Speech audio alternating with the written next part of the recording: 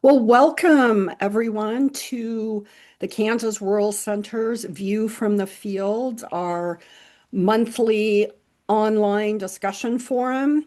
And I am Jackie Keller, the Conservation Outreach Coordinator. And I've coordinated some speakers today, quite a few, so we're going to get right to it. We've got Thad Rhodes here, who is a district forester for Kansas, and he's going to talk about what agroforestry is and a couple common practices in Kansas. And then Kelsi Stubblefield is the educational programs coordinator at the University of Missouri Center for Agroforestry, an excellent, excellent resource. And she's going to fill in with more practices commonly used in Missouri, but elsewhere as well. And then we've got Amanda Lindahl, who is from Chapman, Kansas. She'll talk about her tree plantings and her desire to do alley cropping with sheep grazing in between trees. And then Emily Wright is from Three Creeks Farm and Forest in Ashland, Missouri. And so she has actually utilized EQIP, or the Environmental Quality Incentives Program, to implement her agroforestry practices. And then we might have Joshua Payne from his farm is in Concordia, Missouri. It's called Rusted Plowshare.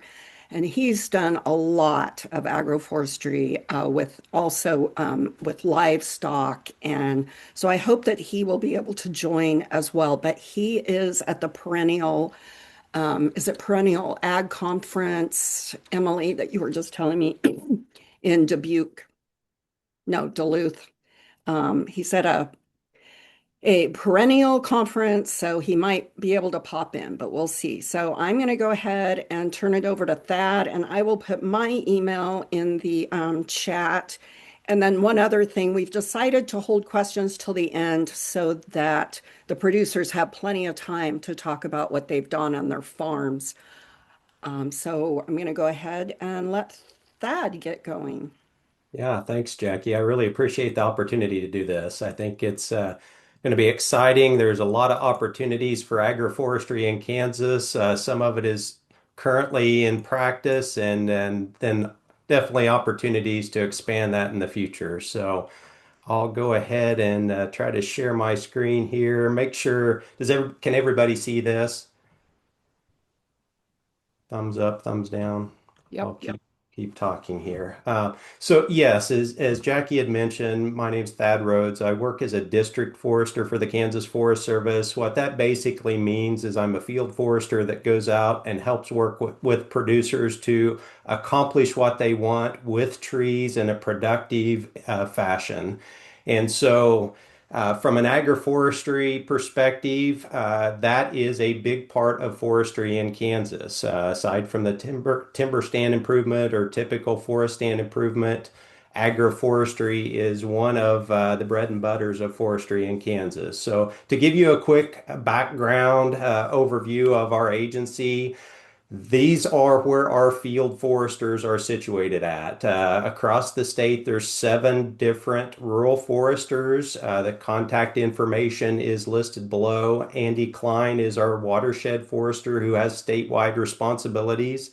So as we go through this and you're thinking about, hey, this is something I really want to do on my property, I'd like to learn a little bit more. Here are the individuals that can provide some assistance, some food for thought, and basically some on the ground assistance. So this will be posted, recorded, and so you can sure check those information contacts later.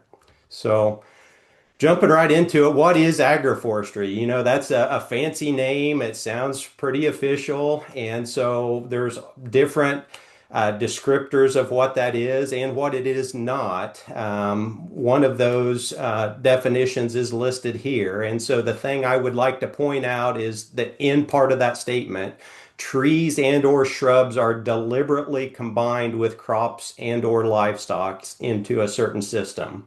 And so, as part of that, you think about A lot of farms do have trees. A lot of farms obviously are in the production operation, but are they practicing agroforestry? And so these four different I terms that can help generate thought about whether this is or is not agroforestry and opportunities on your own place. So I'll run through those very briefly, and then we'll get into the meat and potatoes of the topics here. So from the intentional standpoint, again, those trees, shrubs, crops, livestock, they're intentionally designed, established, and managed to work together and yield multiple products and benefits. They're not mutually exclusive. They're conjoined together to accomplish what you want. They're intensively managed, and they maintain their productive and protective function. So again, not mutually exclusive, but trying to accomplish a goal that you want. Uh, from an integrated standpoint, they're combined into a single management unit to meet your objective as a landowner, and interactively manipulated to yield multiple harvestable products while also providing conservation and ecological benefits. So more from the technical standpoint of this, again, the way trees can be utilized to accomplish what you want in an ecological and conservation-based fashion. So what is that? I mean, what are agroforestry practices? These are the five common ones that are referred to when you look at agroforestry. The top two are probably are the most common in Kansas. That is what I have most of the experience with, the windbreaks, the riparian forest buffers. Kelsi has been doing a lot of work with the Center for Agroforestry over in Columbia with the final three listed there, the silvopasture, alley cropping, and forest farming. So what I will do is talk specifically about the windbreaks and riparian forest buffers, and then I'll hand it off to Kelsi and she'll pick up from there. So windbreaks or shelter belts, that historically has been in Kansas the agroforestry practice. You know, you think back to the Dirty 30s, the Dust Bowl era, these types of plantings were implemented, a combination of trees and or shrubs. Typically, it was around the farmstead to provide some type of screening from the wind protection. It's very windy here around Manhattan today. 45-mile-an-hour gusts are predicted. So definitely I'm going to be popular on the phone with planting season just around the corner. People thinking about, let's get a windbreak in. I need to do something about this wind. But also from the snow accumulation standpoint, especially when we get into those wet spells in the winter, trying to keep the snow loads to a minimum around the farmstead and or livestock feeding areas. And so again, historically, this has been the main interest when people think about agroforestry. It may not be a term that they were looking at, but this is the bread and the butter when it comes down to Kansas. So usually this is a multi-species planting, but at the very minimum can be a single row of trees, depending on what you are wanting to accomplish, depending on where the trees are positioned and what space you have allocated towards the windbreak. Often because it's based on that winter wind protection and or snow loading, you're looking at a conifer or an evergreen species. In Kansas, right, wrong, or indifferent, that typically comes down to eastern red cedar. Eastern red cedar has a lot of downsides, especially if there is grassland in the close proximity. But eastern red cedar is our only native evergreen. So it is usually part of the discussion from a windbreak planning perspective. From that, then you're looking at how far away the trees are from what you're wanting to protect. What is the mature height of the trees? Do we need to add multiple rows? Do we need to have some type of deciduous tree that would provide a taller component from the functional perspective? Are there opportunity for shrubs? So on and so forth. So that's a quick overview from the new windbreak standpoint, which I think has a lot of opportunities as new properties, new farms are getting established. but I also don't want to overlook renovating existing windbreaks. These are plantings that have been accomplished in the past. Some of them are now over 100 years old. They're still functional, but at a close spacing like windbreaks are usually established, the thing you have to worry about is a lot of competition. And so when we go through extended dry spells, there's going to be some decline potentially in the trees. We see all sorts of insect and disease problems that pop up. And so often it's not just plant the trees and forget about it. It's a matter of trying to do work to keep that practice lifespan increased as long as possible. Even saying that, trees are like any other living organism. There's going to be a time when they start to phase out, and usually all of the trees don't die at once. What you'll see is one tree dies here or there, and over a series of years, you just do not have the density that creates the function that it was originally planted for. There's volunteer trees that come in and start shading the evergreen component. And so, with a windbreak renovation perspective, it's a matter of looking at that in more of a proactive fashion, saying, I want to do something now so I can ensure this windbreak is productive and functional into the future. And so is that removing and starting over? Is it removing a portion of the trees and planting back? Or is it planting adjacent to those areas, let those young trees become tall enough to become functional, and then you can remove the older trees. And so that's again part of the planning process. Riparian forest buffers is just a fancy name for trees, shrubs, and or grass adjacent to stream corridors, rivers, creeks, streams. The function often from a water quality perspective is related to these areas being located adjacent to crop fields. And so the riparian forest buffer acts as an intercept and a filtering for any type of excess nutrients, pesticides, chemicals that may be washing off and heading towards the stream. A lot of times, intent is to stabilize the soil to reduce erosion. Flooding reduction with more perennial root systems, you get more water infiltration. So think of it acting like a sponge to help hold some of the water so the flooding downstream is minimized. A lot of producers I've talked to, when you visit about the benefits of riparian forest buffers, they say, hey, it's great when the creek jumps out and floods. A lot of that debris is caught by those trees and shrubs, so I don't have to clean it off of my field after the fact. The forest products potential into the future, short and long term, is there, and the wildlife habitat. The challenge with these types of plantings is obviously this is located on the most productive portions of your farm, good creek bottom soil. And so sometimes it's a little bit harder sell to encourage people to think about this. And so where I've seen that most engagement is if the producer has a flood prone area, field neck that's hard to get into.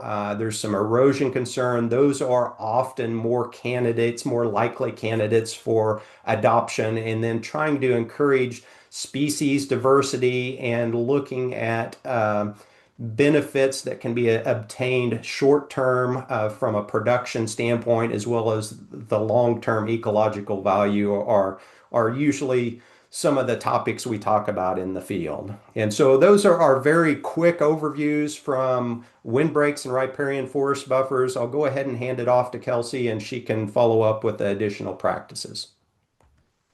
Great. And Thad, you're good to advance the slides for me, right? Okay, great.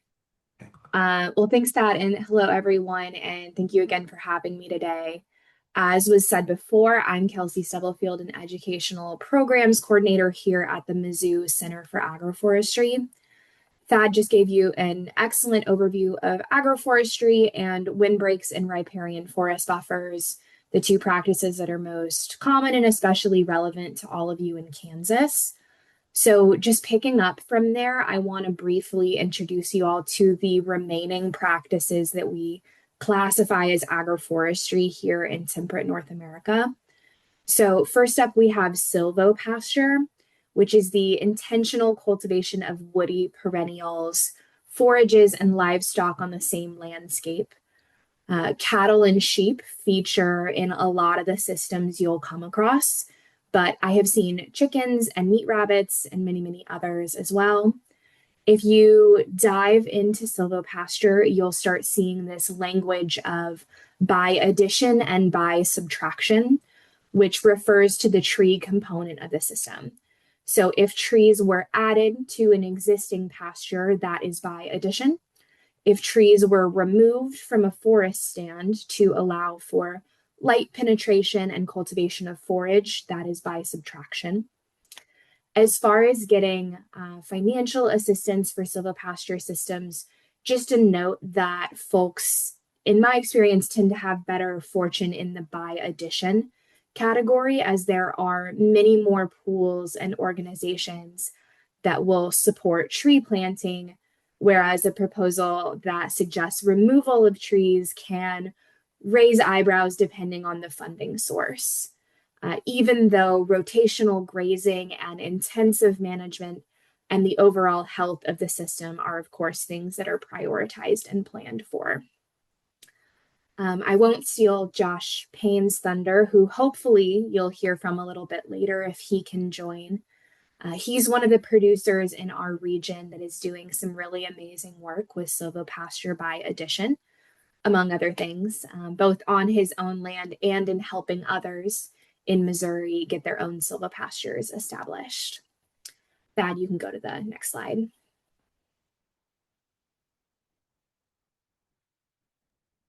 I'm trying here, Kelsi. It just seems to Yeah, make sense. Let me keep clicking.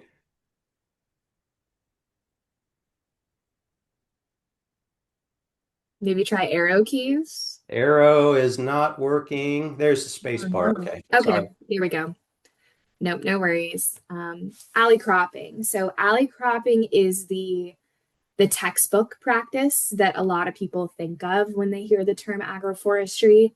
It refers to the cultivation of crops between rows of trees. And the potential combination of trees and intercrops are limited purely by your imagination. And then, of course, also by the biophysical attributes of the site and the land manager's ultimate goals. What I have pictured here is a Chinese chestnut alley cropping system with winter wheat in the alleyways. Chinese chestnut is kind of a hot ticket crop right now, and a lot of chestnut growers can't keep up with the demand that they're seeing in the marketplace.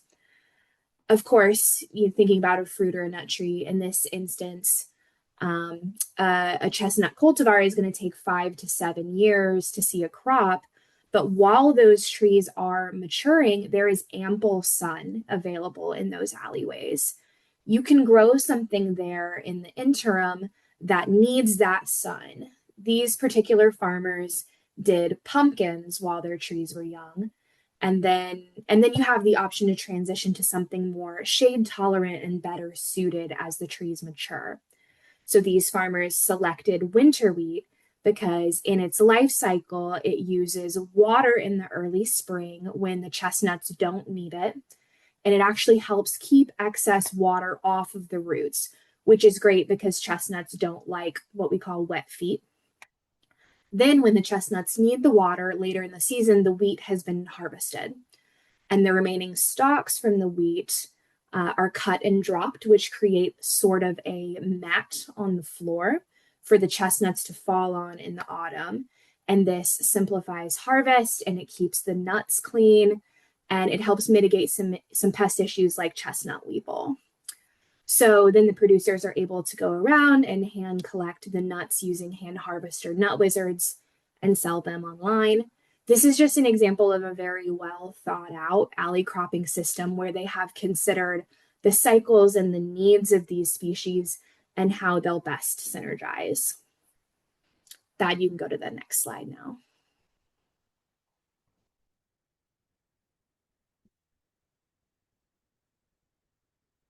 So forest farming, this is where we take an existing forest stand and selectively thin and manage the space for production of high value crops in the understory. Oftentimes, this is a great choice for those with existing wooded acreage that want to add another product or stream of income.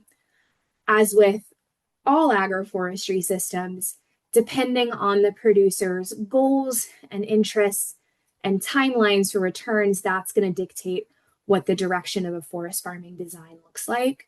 For instance, clearing out that understory and setting up something like wine cap mushroom beds can give a sellable product in a year's time or less.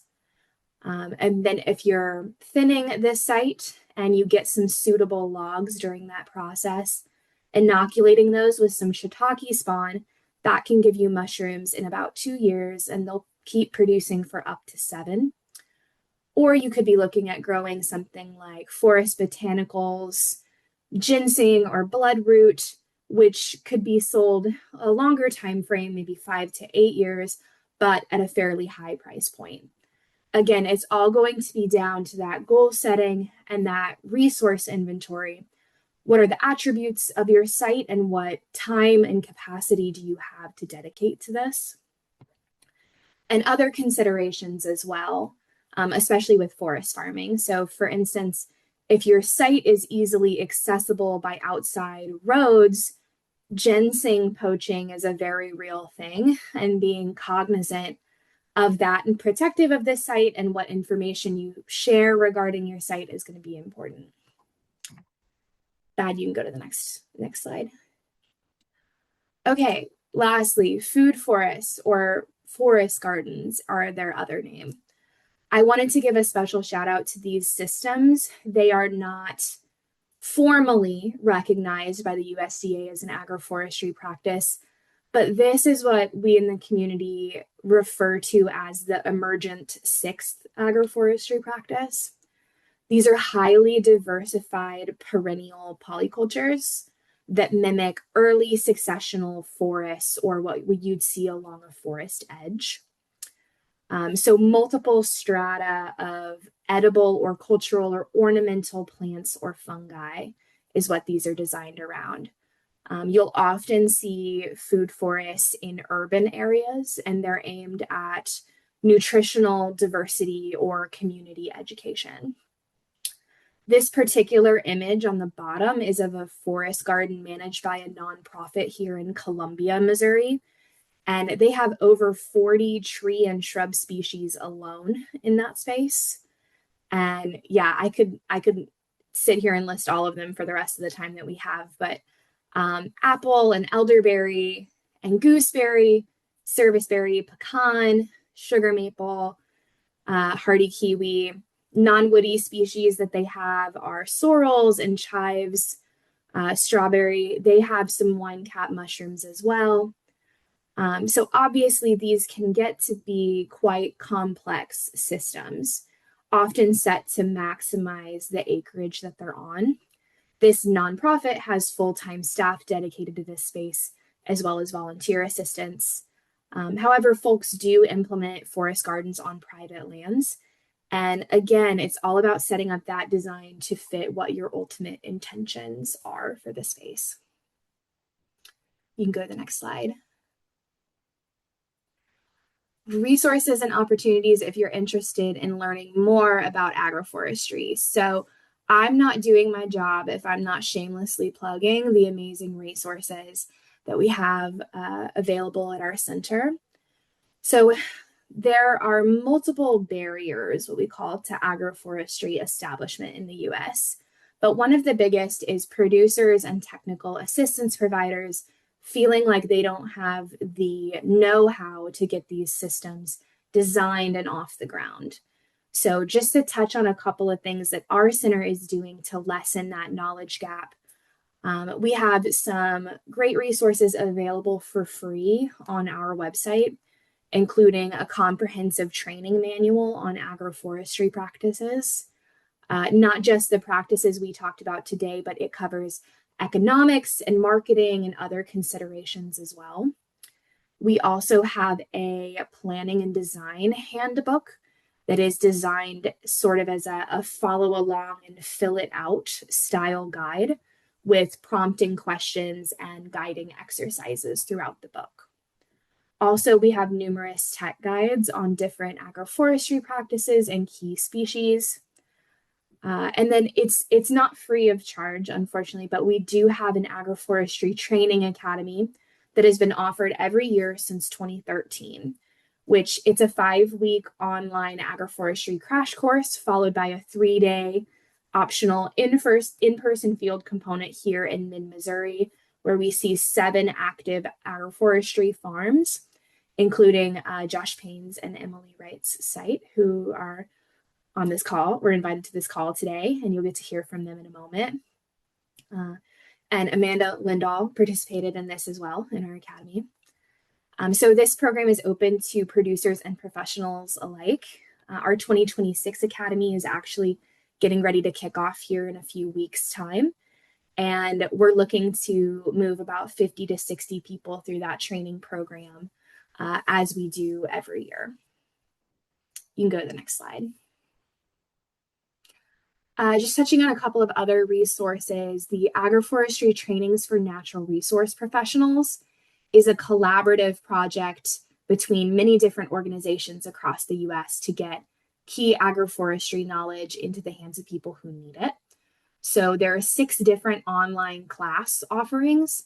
2 of those are completely free, the Introduction to Agroforestry for Natural Resource Professionals and the Social Competencies for Agroforestry. The others are $30 a piece, I believe. That project also supports various hands-on agroforestry workshops happening in the Midwest and Appalachia. So keep an eye out for those if you're interested. You can go to the next slide. The National Agroforestry Center. So a lot of people don't know that the USDA Forest Service does have a dedicated agroforestry center, and they have a rich abundance of educational materials, including informational sheets and technical notes. They have a very deep webinar library and a compendium of different regional agroforestry projects and more. One resource that might be especially relevant to folks on this call is the newly released Multifunctional Buffers Guide. So it offers a pretty comprehensive look at buffer planning and design and has, I believe, over 80 fully illustrated different design guidelines. So it's a really great and very accessible resource. And then next slide. And then lastly, I wish I had the time to list and talk about all the other amazing organizations involved in agroforestry, but there just isn't time. So I've listed a few here if you'd like to look into those. Just looking at the list, I just thought of one I already forgot about, which was the Agroforestry Coalition. So yeah, and if you have any other questions about anything I've covered today, feel free to reach out to me. I'm going to toss it back to Thad now, but yeah, I'm available for any questions or discussions you might want to have. Thank you. Thanks, Kelsi.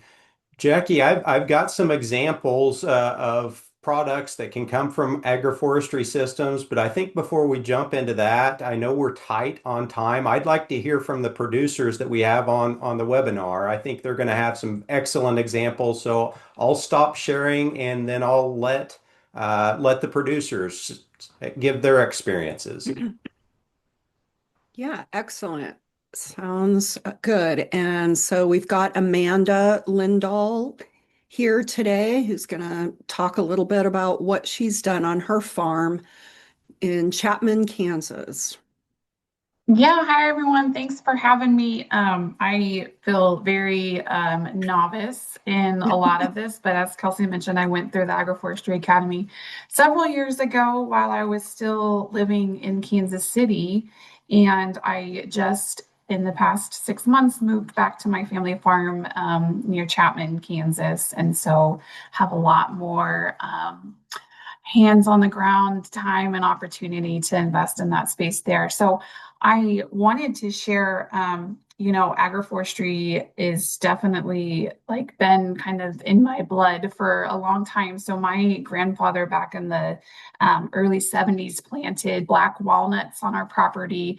Of course, as that like riparian buffer area, it was an area that often flooded on our property. And so we still have two kind of separate little plantings of black walnuts on the property. And then when I was a kid, I remember planting, this was a project that my dad did, additionally planted about 1,800 black walnuts and a mixture of a couple different oak species. Also, similarly, in that riparian area, just kind of expanding upon what my grandfather had planted. So, I mean, I remember, I think I was like 8 years old, like helping to pull these little trees up through the landscape fabric, and really being a part of that. And so, that, yeah, it's in our blood to be planting trees. So, since I've been on the property, there's been a number of different kind of projects. My dad, and probably 10 years ago now, planted some pecans on the land that were from the Kansas Forest Service, so tiny little seedlings. And honestly, he planted them in the wrong place, so they are not doing well.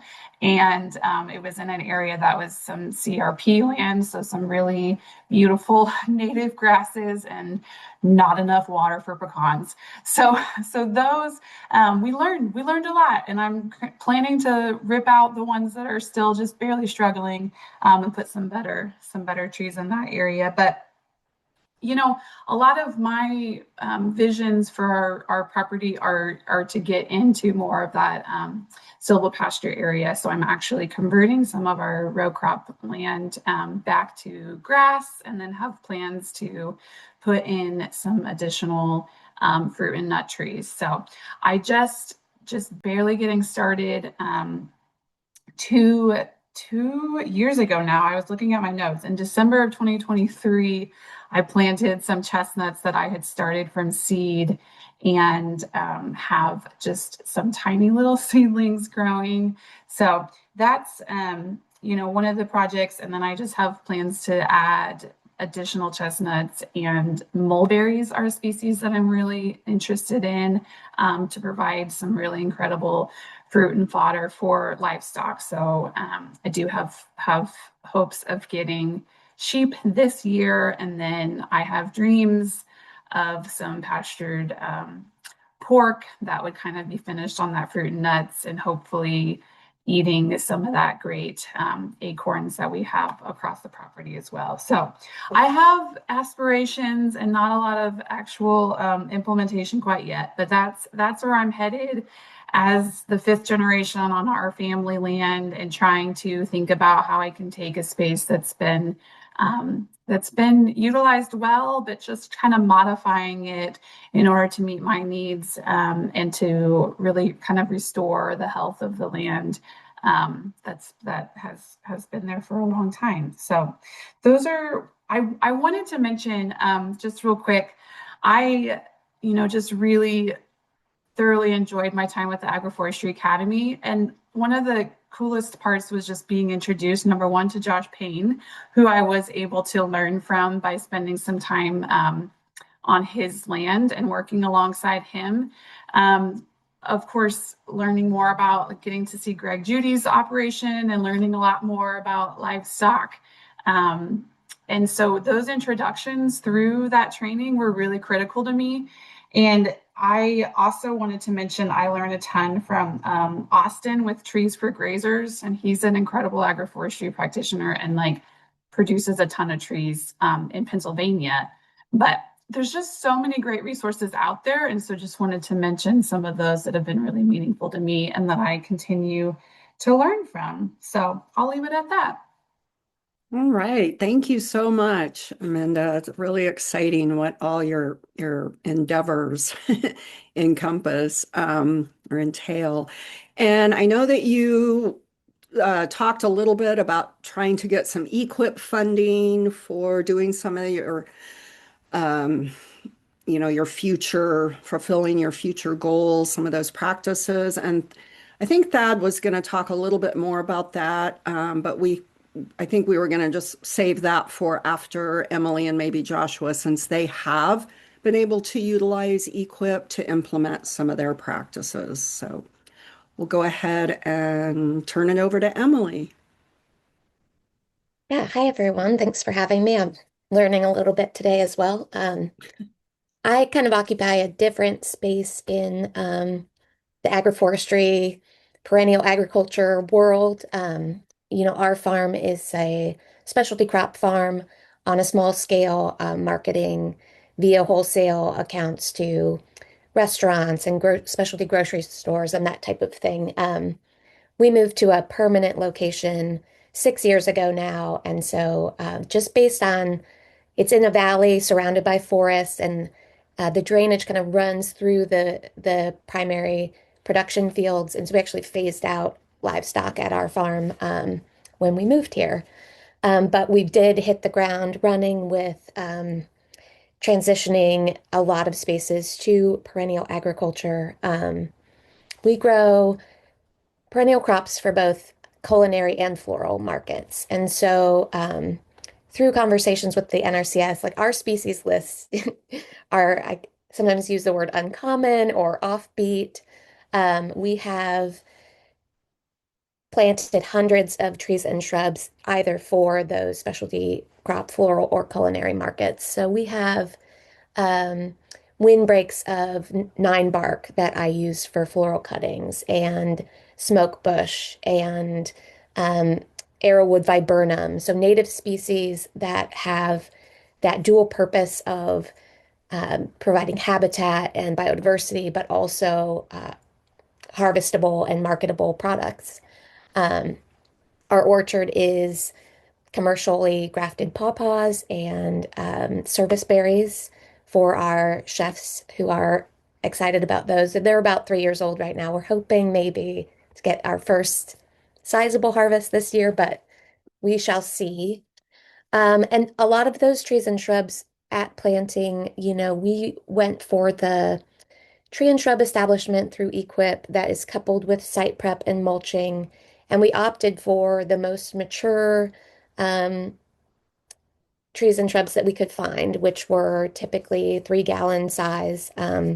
Through our Missouri is really lucky to have Forest Keeling Nursery, which is a wholesale nursery producing a host of native and specialty crop trees and shrubs that are um, fairly easy to get if you sort of order in advance. And it's just a really great asset that we have here in Missouri. So we also those are kind of all tucked into our annual crop fields where we, produce a lot of our lettuces, tomatoes, cucumbers, that types of thing. They also have a sort of multifunctional purpose as windbreaks, that type of thing. But then we are doing some forest farming as well. So our understory crops are again targeted for our chefs. So ramps, the wild leeks, fiddlehead ferns.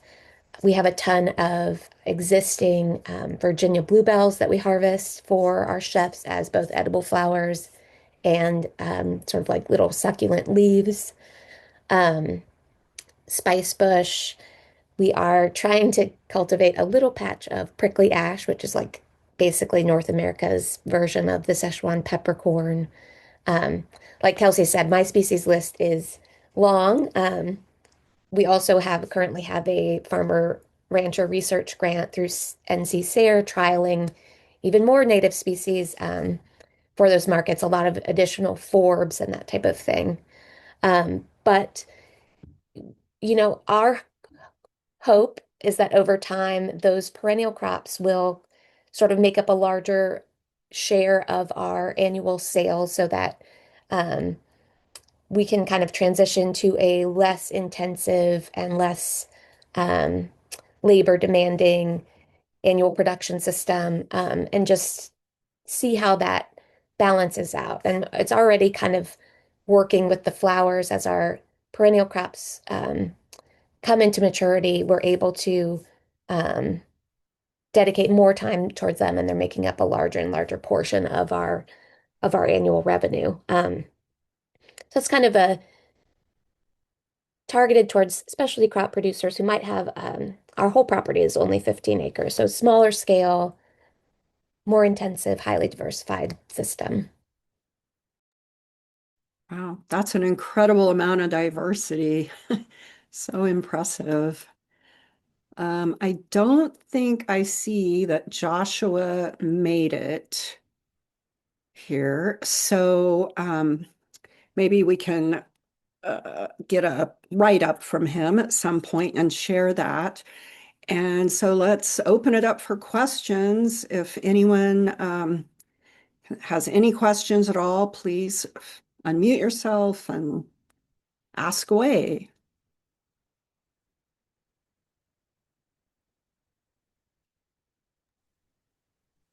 Well, we can go back to Thad, talk a little bit more about some of the quick Yeah, funding that's options right. in Kansas. Yeah, right. Thank you, Amanda.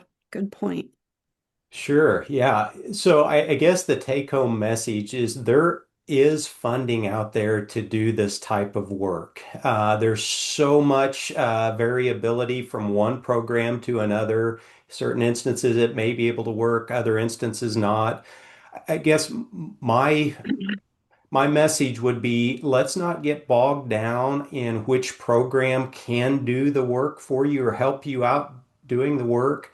Let's talk about getting a plan together, see what you want, what may be functional, and then have the specialist say these are programs that may be the best fit. In Kansas, that may be EQIP, that may be CSP, it may be CRP, all these acronyms. There's some state funding. Kansas Forest Service currently has a grant to assist with riparian forest buffers. Conservation districts often have funding potentially for windbreaks. So there's a whole host of funds out there. But at the end of the day, let's get a plan together to see what will help you out, what is in the best interest for you and the land, and then let's try to move it forward in the program or programs that may be most appropriate. So I know that's not a good answer, Amanda, but the programs seems like are constantly changing. And even as somebody that works with it on a day in and day out basis, each year it's relearning what can we do with this program that we can't do with this program and things that change from year to year. So it's just kind of the reality of a bunch of different options out there. And Emily, I think you mentioned site prep. Is that an actual practice? It is. It is. It's Okay. usually coupled with tree and shrub establishment and mulching. Okay. They're kind of a little trio that those are our go-to just because it's the most straightforward sort of combination of practices for getting those woody perennials established. But of course, there are others, and I think I like the payment rate of the most mature tree shrub plus the site prep plus the mulching. And for us, site prep is typically just cutting sod where the trees are going in, and then our NRCS office wants us to do a 3 foot square landscape fabric mulch covered with wood chips. So that's sort of the treatment that every woody shrub or tree gets on our farm. And I do want to kind of respond to this sort of ever-changing landscape of equip and these practices and sometimes competing interpretations of them or that type of thing. We've had a lot of, because we are kind of pushing the envelope on interpretations and applications for some of these, we've had generally some good success with advocating for ourselves and for fellow farmers about getting species added to lists. We've had success getting some species added to the wildlife habitat planting practice in Missouri. Yeah, in partnership with other farms on the non-agroforestry related equip practices, we've convinced them to allow for additional designs of high tunnels and that type of thing. And what we'll usually do is we'll sort of get together group of fellow farmers and draft a letter and some documentation and then have everybody sign on. And we can usually push that up to the state office and get a response within a month or so. And so I would encourage you, if there's something that is I do love that Missouri is kind of on the cutting edge of agroforestry and the widespread implementation of these practices. If there's something happening in Missouri that you wish was possible in Kansas, I would encourage you to advocate for that and see if you can get it updated and changed.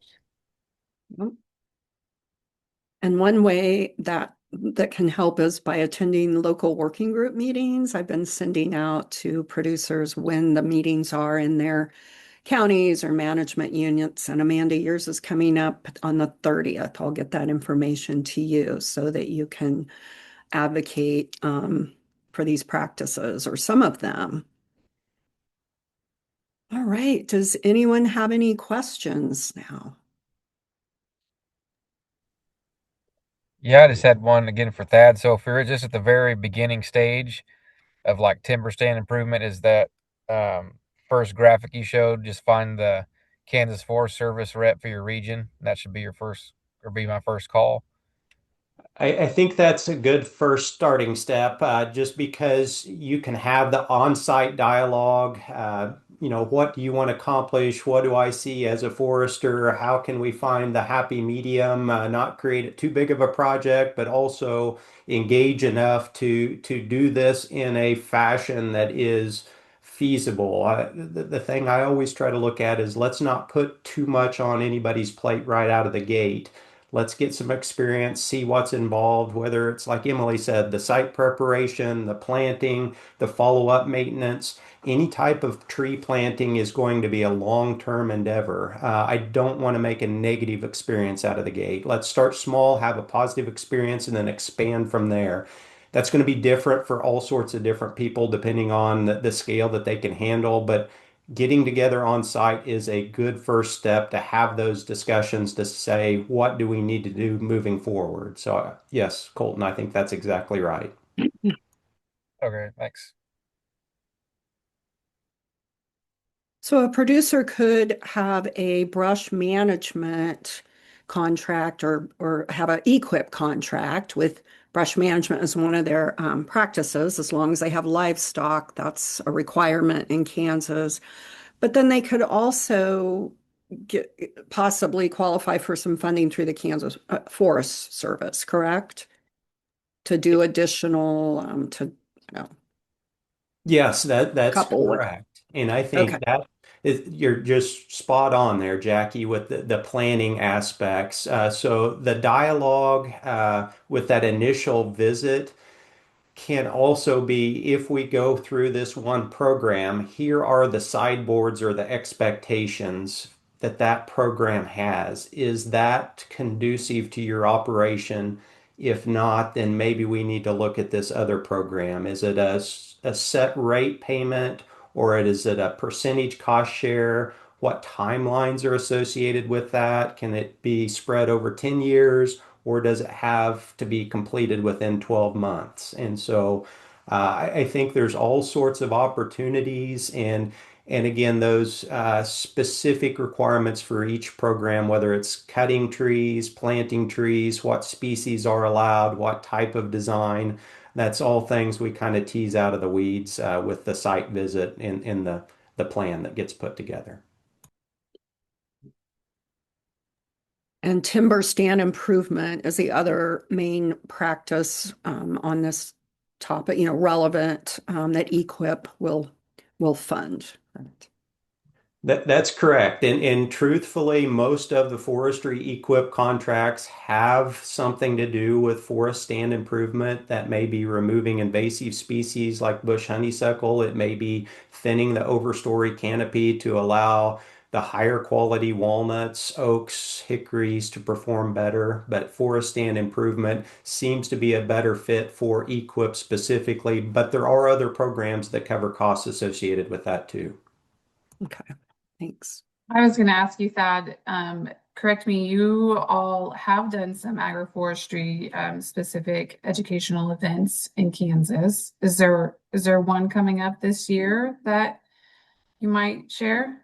Sure. So we're very early in the planning phases. It used to be the Kansas Forest Service would organize a field day, more traditional forest stand improvement type work in the fall. The Kansas Forestry Association now coordinates that in conjunction with the Kansas Forest Service. The plans are to host it in Northwest Republic County, northwest of Belleville on October the 24th. Very early in the planning stages, but the property is really neat. I've had a chance to work with that producer for the past 10 plus years.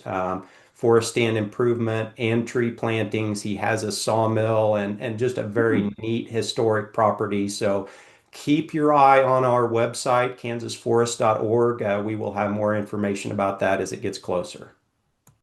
That's awesome. I always love those field days. And I think, particularly since agroforestry is definitely just can be such a community like learning experience. And so I would love to hear more about any types of like meetups, community gathering around some of these practices in Kansas. We have a lot to learn from all the cool things happening in Missouri.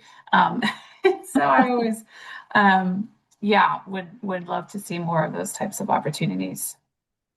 And Amanda, I guess the other opportunity is the Marshall County Conservation District is hosting a forestry field day, a forest stand improvement and stream bank stabilization workshop at Alcove Spring coming up here. It is the 24th, I believe, of March. The deadline to register is the 20th. There's a hot meal provided with that free of cost. So, folks that are interested, I believe we have the flyer on our website. If not, reach out to me directly with my email in the chat, and I can definitely get you a flyer. Should be a very good day as long as the weather cooperates.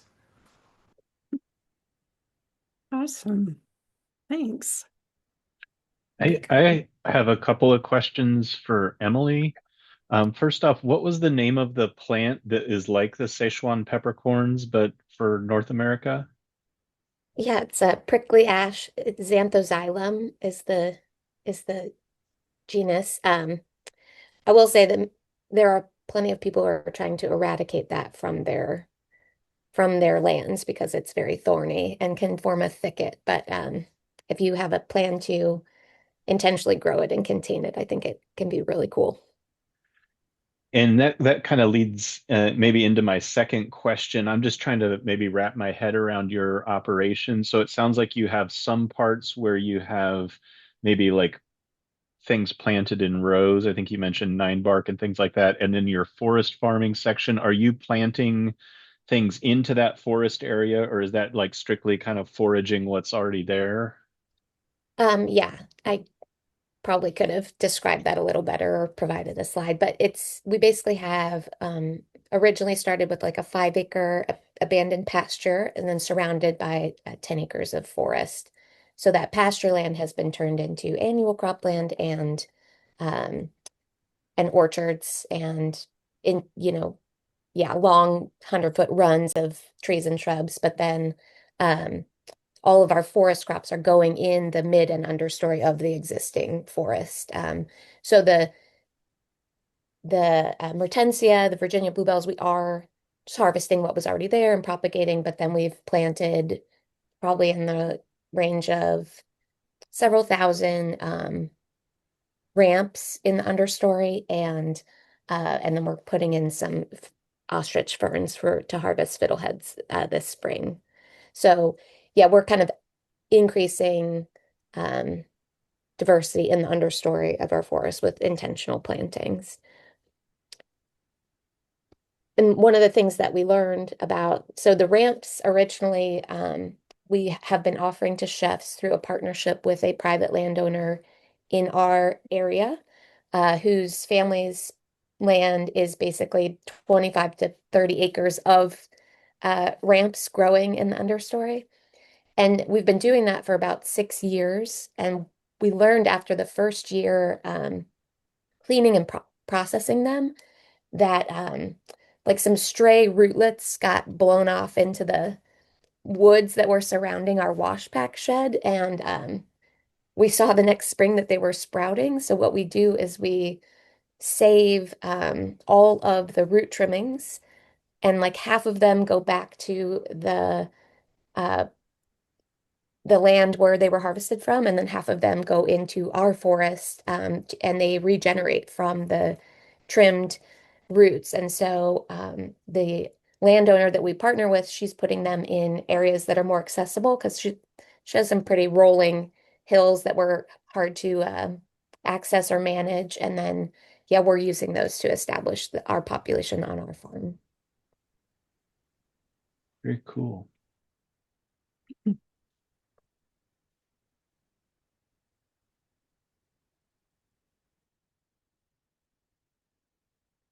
Can I jump Well, in and ask go ahead. some general advice? Um, and that it may just be no, don't go there. But I have a red cedar windbreak that has had the understory removed. And so I've been trying to decide, can I fill that in with something to maintain kind of a windbreak structure? Should I remove them and start over? Or I had some friends suggest that maybe some different berry plants might like the acidity, but I'm here with a lot of experts right now, so I thought I would just run that by you. So sure, I'll jump in, Charlotte. I think that's a very good discussion. And so potentially having a forester take a look at it will give you a little bit better answer. My thought is twofold. Yes, you've lost the ground level density, the protection from the red cedars that have thinned out. And so the two opportunities I see for trying to fill that back in would be either plant an additional row of red cedar or some type of evergreen adjacent to the mature tree planting. That way that you're not without any trees for a set number of years, without any functional trees. The other option is to go in with a row of shrubs of some form or fashion to get the stem density high enough that you will intercept some wind. Obviously, they're going to lose their leaves during the winter time, but having more stem density will definitely help out. So I think both are options. Usually I try to discourage complete removal and replanting because there is such a stark difference, but sometimes that's the option just given the space requirements. And would you say that if I planted them on the north side, do you think that they would still be viable, or would it be better to plant on the south? So it depends on the species. With the shrubs, some shrubs are better suited for semi-shaded conditions, and so they will handle a north side planting better. If it's a young row of evergreens, most evergreens that do well in Kansas need full sunlight. So you can plant to the north side, but you have to get far enough away from the shade of the existing trees. And so it's just a matter of how far do you want to go out there? What type of a footprint do you want to dedicate to a new planting? Probably from an aspect, a sun perspective, planting on the south side is going to be more practical because you can put those plants a little closer to the existing trees. But again, it depends on species, spacing, overall footprint, and truthfully, what you would like to see out of the windbreak now and into the future. Shrubs may be a very good option to have a multifunctional agroforestry benefit. Awesome, thank you. In the 1 minute left, it's just so impressive that we have the Center for Agroforestry right in, the neighbor state next door to us, and the academy that three of you went through. I looked on your website and saw that it had sold out, gosh, a month or so ago. So I was just curious, how far in advance does it fill up? Because I was really interested in doing it. Yes, so the Academy, and this is a fairly new phenomenon. We used to just have open registration up until the Academy began in April, and then we got this like explosion of interest in 2022, 2023, and we actually had to pivot to an application-based model because the way that the academy is set up, we can only accept so many students or participants per year just for capacity reasons. So we had 100 applications for 50 spots. Wow. And so, yeah, and it's evened out in years past, but we've still stayed, over our capacity as far as like the interest that we see every year. So in general, we open up applications the like late fall and winter prior. So like October through December is our application window. And then we review all of the applications and rank them, send out acceptance notifications in January. And then folks can spend February and March going through the registration process. And if anyone needs scholarships, we do have scholarship funding available through different pools, but those are separate application processes. And so that's what folks are doing right now is their scholarship applications are in review and they're completing registration. And then the academy officially kicks off in April. So yes, officially it's it closes in December. If you're ever interested, if we have available spots, just feel free to reach out to me. And sometimes, we're able to work something out so that you can get And it's in. online. Is it virtual? So the first part of it is it's a 5-week online course. And then there is an optional 3-day in-person field component. That's I highly encourage everyone to do the in-person field visits if they can. Like Amanda said, that's where she got to meet Josh face to face and see his property. That's where you get to walk Emily's fields and talk with her, and meet Greg, Judy.